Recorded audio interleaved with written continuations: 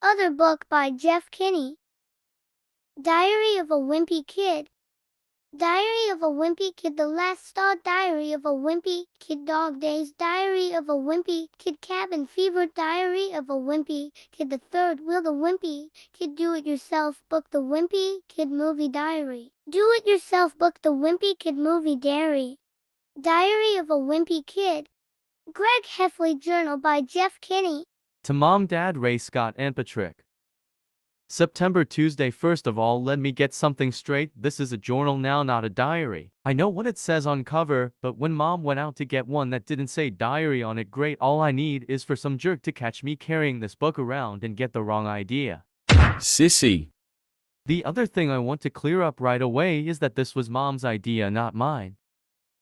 But if she thinks I'm going to write down my feelings in here or whatever, she crazy. So just don't expect me to be all Dear Diary this and Dear Diary that. The only reason I agreed to do this at all is because I figure later on, when I'm rich and famous, I'll have better things to do than answer people's stupid questions all day long, so this book is gonna come in handy. Gregory, tell us about your childhood. Were you always so smart and handsome? Here's my journal now, shoo shoo. Like I said, I'll be famous one day, but for now I'm stuck in middle school with a bunch of more ends. Let me just say for the record that I think middle school is the dumbest idea ever invented. You got kids like me haven't hit their growth spurt yet, mixed in with these gorillas who need to shave twice a day. Out of my way runs.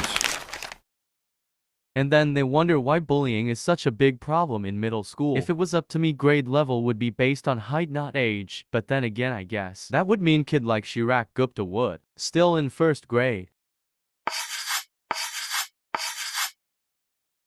Today is first day of school, and right now we just waiting around for the teacher to hurry up and finish the seating chart. See, figure I might as well write in this book to pass the time. By the way, let me give some good advice on the first day of school. You got to be real careful where you sit. You walk into the classroom and just pluck your stuff down on any old desk, and the next thing you know, the teacher is saying, I hope you all like where you're sitting, because these are your permanent seats.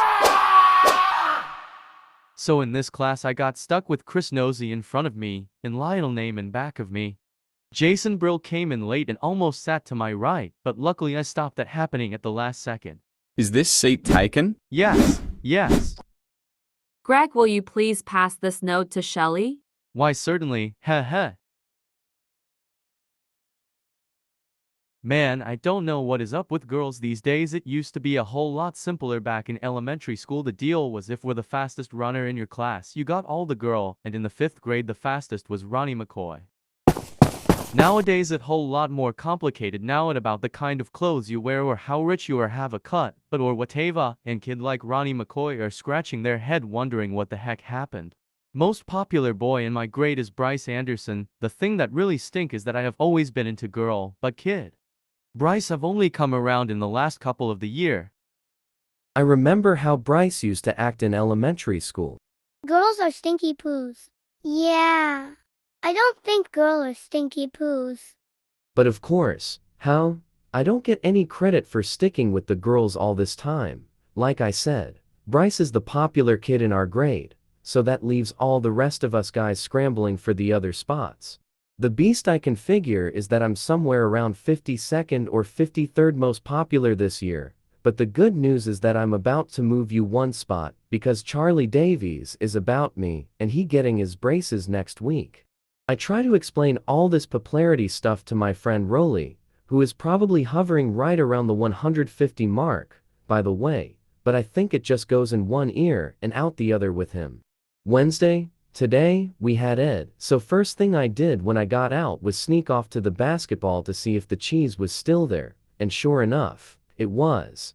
That piece of cheese has been sitting on the blacktop since last spring. I guess it dropped out of someone's sandwich or something. After a couple of days, the cheese started getting all moldy and nasty. Nobody would play basketball the court where the cheese was, even though that was the only court that had a hoop with a net. Then one day, this kid named Darren Walsh touched the cheese with his finger, and that what's the six this called the cheese touch. It basically like the cooties. If you get the cheese touch, you're stuck with it until you pass it on to someone else. The only way to protect yourself from cheese touch is cross your fingers. But not that easy. Remember I6 to keep your fingers crossed every moment of the day. I ended up taping mine together, so they stay crossed all the time. I got D in handwriting, but it was totally worth it. This one kid named Abe Hall got the cheese touch in April, and nobody would even come near him for the rest of the year. Summer, Abe moved away to California and took the cheese touch with him. I just hope Somi and he don't start the cheese touch up again, because I don't need that kind of stress in my life anymore. Thursday, Hevering is seriously hard getting used to the fact that summer is over, and I have to get out bed every morning to go to school.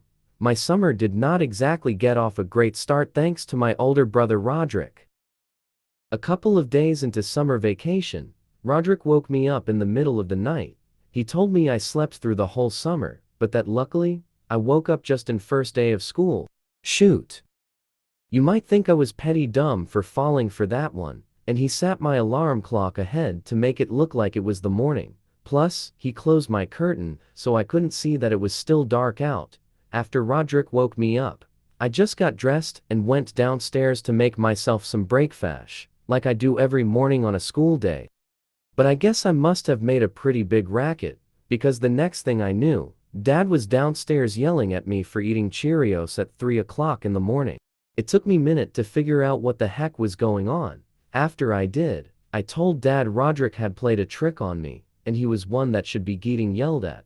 Dad walked down to the basement to cheer Roderick out on to tagged along. I couldn't wait to see Roderick get what was coming to him.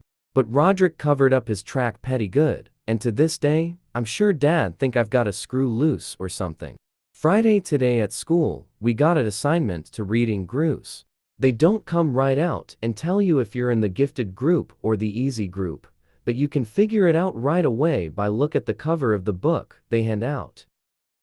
I was disappointed to find out I got put in the gifted group, because that just means a lot of extra work. When they did screening at the end last year, I did my best to make sure I got put in the easy this year. Fred picked up the The book. Phew. Thank. Mom is real tight with our principal, so I'll bet she stepped in and made sure I got put in the gifted group again. Mom is always saying I'm a smart kid, but that I just don't apply myself. But if there one thing I learned from Roderick, it's to set people expectations reap low, so you end up surprising them by practically doing nothing at all. Roderick, I want your dirty underwear off the kitchen table before I get home from work. The end.